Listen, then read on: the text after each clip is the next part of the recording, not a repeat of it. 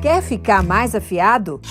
Então se inscreva no canal e não esqueça de deixar o like no vídeo. Vimos milhares de lares enterrarem os seus mortos. Houve avós e avós, pais e mães, tios e tias, filhos e filhas, irmãos e irmãs, que presenciaram os que mais amavam perecerem por desinformação e falta de vacina, oxigênio e atendimento médico. Perdoe-me fazer um desabafo. Ridículo para a nossa democracia. Ridículo. Incompetência, descaso e irresponsabilidade fizeram com que o Brasil se tornasse o segundo país do mundo em números absolutos de mortos pela pandemia. O que esperar daquele que ocupa o mais alto posto da República num cenário assustador e angustiante como esse, no qual tantos doaram suas vidas para que o pior não acontecesse? O que vimos foi a antítese de tudo que se esperava de um presidente da República. Jamais o vimos derramar lágrima de compaixão ou expressar profundo pesar pelo povo brasileiro. Não soubemos de favela que ele tenha visitado, hospital para o qual tenha se dirigido, a fim de comunicar ânimo aos nossos profissionais de saúde. Nenhuma palavra de direção ou encorajamento às milhões de famílias aturdidas com a crise múltipla que se estabeleceu no nosso país.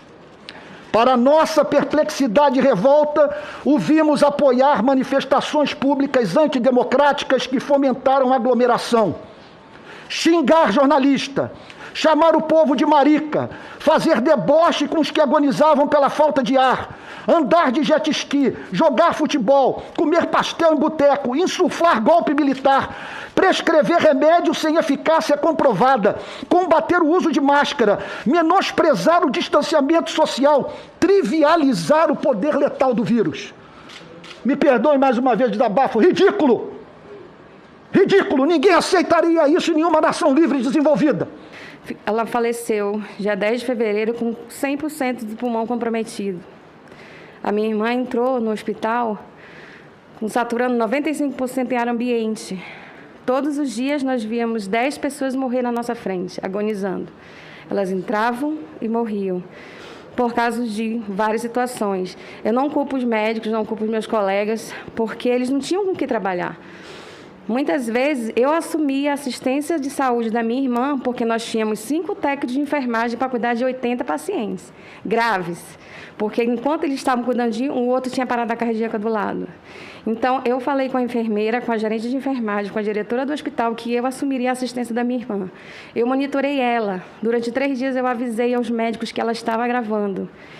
E muitas vezes eles não tinham o que fazer, porque não tinha leito. Mas ela agravou. A diurese dela diminuiu, ela edemaciou, eu dava banho nela no leito, fazia todos os cuidados com ela. Mas a crise não é somente especificamente do oxigênio, mas de toda um conjunto de situações que fizeram com que ela agravasse, porque ela tomava todo o cuidado. Eu e meus pais e a minha irmã, nós éramos muito unidos, muito mesmo. Tipo, onde, quem conhece sabe, onde nós estávamos, a gente estava junto. Então, quando meus pais faleceram, a gente perdeu as pessoas que a gente mais amava. E eu, vi que eu precisava da minha irmã e ela precisava de mim. Eu me apoiei nela e ela se apoiou em mim. Então, desculpa. A partir daí eu pensei que eu não poderia mais ficar sem ela, assim como para ela não poderia ficar sem mim. Então eu decidi que eu precisava mesmo ficar com a guarda dela, porque eu queria ter garantia de que de que ela estaria comigo o tempo todo, e ela também queria estar comigo o tempo todo. Mesmo sabendo, que a gente tinha algumas dúvidas sobre todas esses remédios que não eram eficazes, mas como você vai falar para uma idosa de 71 anos que confia no convênio, que aquele remédio que o médico, mandou para ela, para cuidar dela, na cabeça dela, esse remédio não estaria fazendo nada.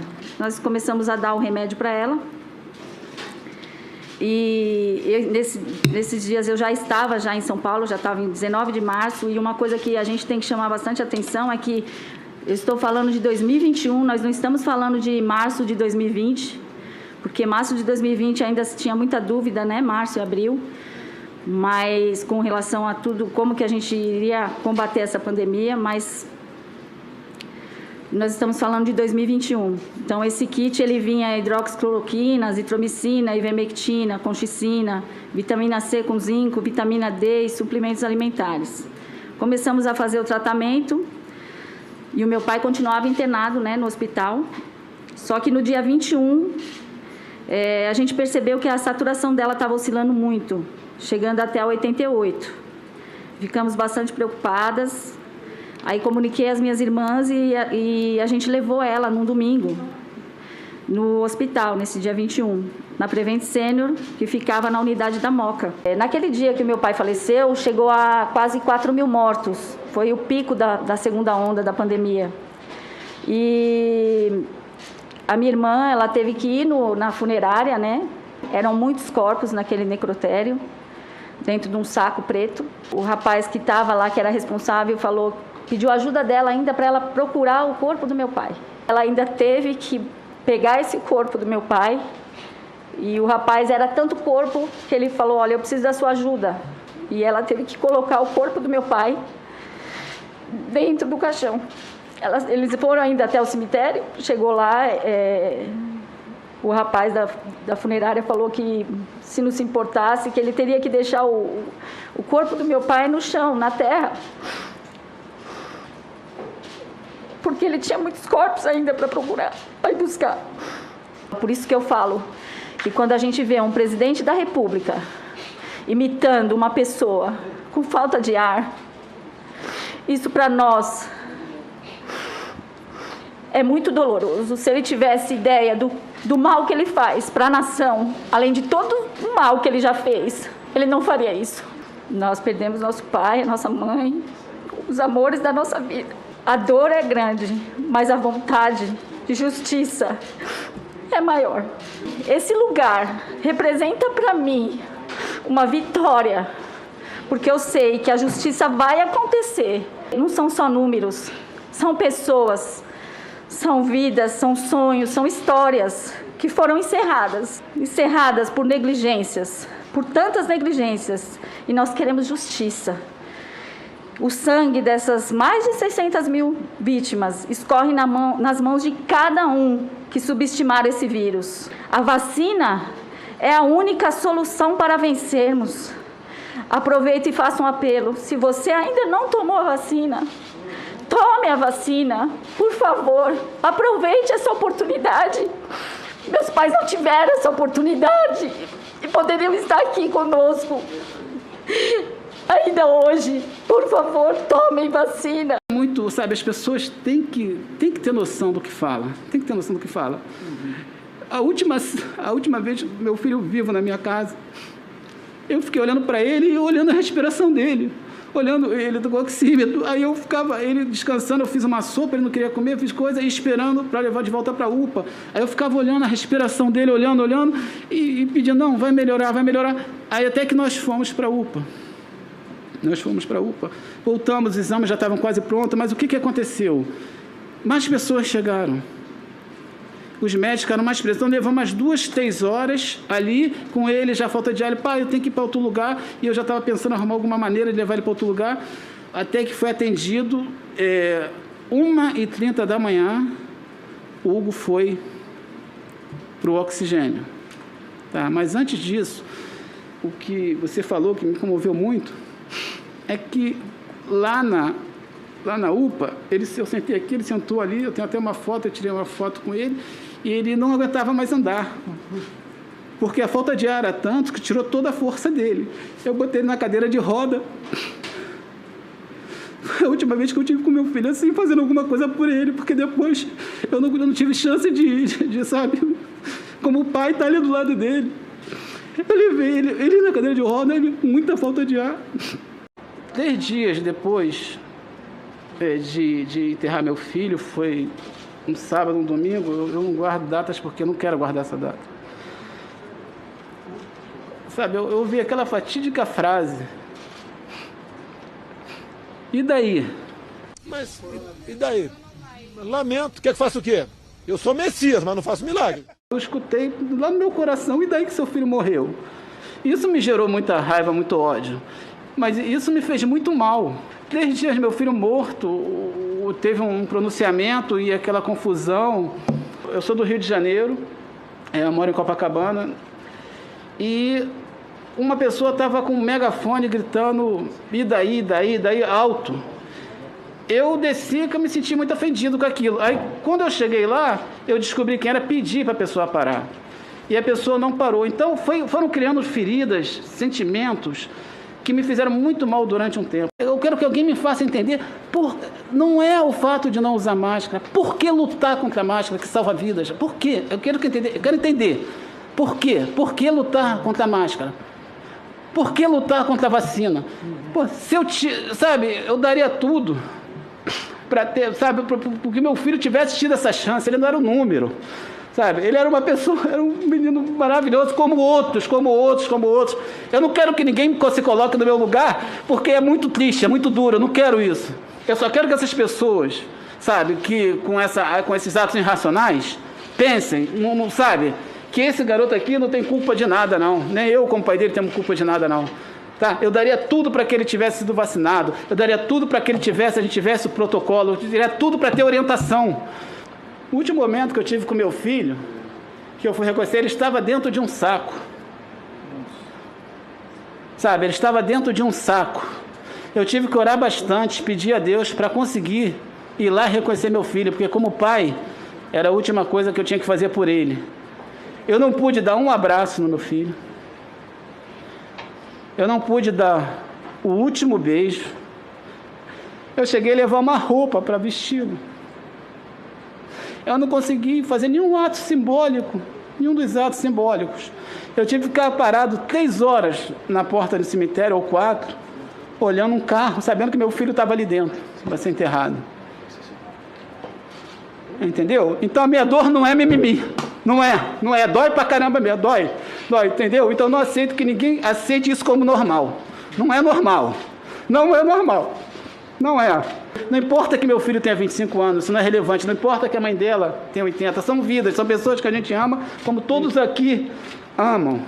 No decorrer de todo esse período ainda do ano passado, nós fomos, vários momentos, hostilizados por setores da sociedade que, levadas pela liderança presidencial, dizendo que se a gente queria isolamento, então que a gente fosse dar alimento para as famílias pobres.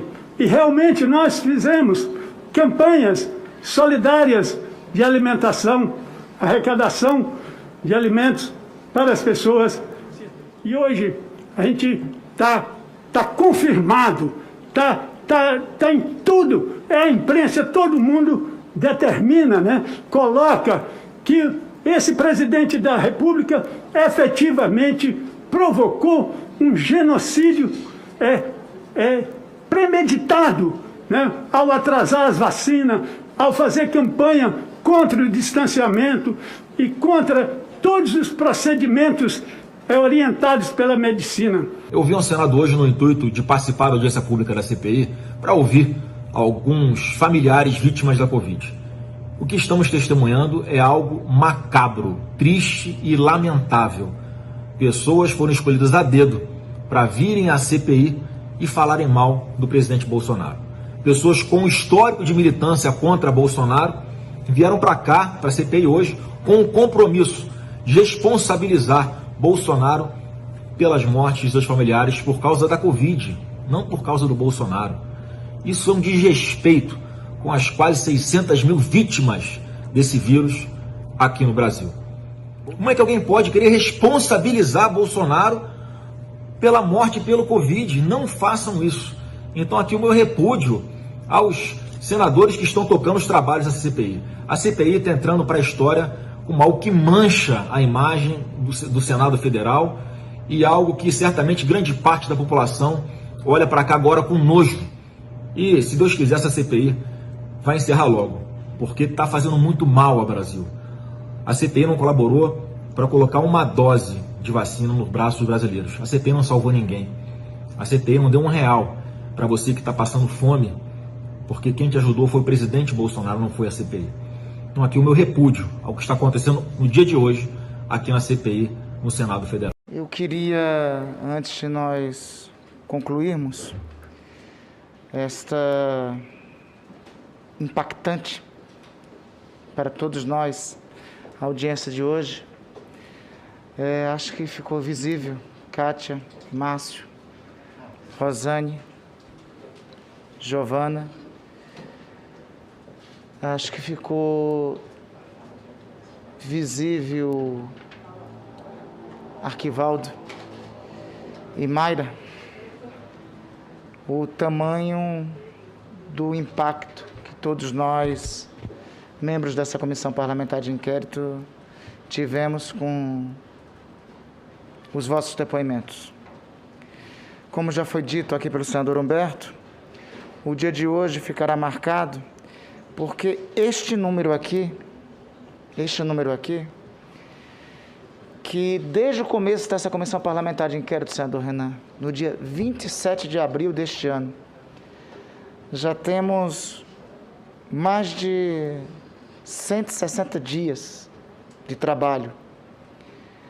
Todo dia, desde o dia 27 de abril, nós víamos com dor ter que modificar a placa, ter que modificar, aumentar este número. Mas a gente estava aumentando o número, a gente só fazia contagem do número que, lamentavelmente, hoje, nem por parte do governo brasileiro, são números confiáveis. Nós temos que agradecer ao consórcio de veículos de imprensa por estarem trazendo essa realidade para todos nós brasileiros, para todas nós brasileiras.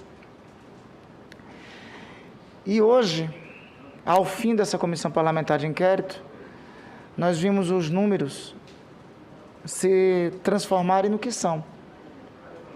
Em dor, sofrimento. Nós vimos os números se transformarem em pessoas. Nós vimos aqui não só parentes que perderam o amor de sua vida.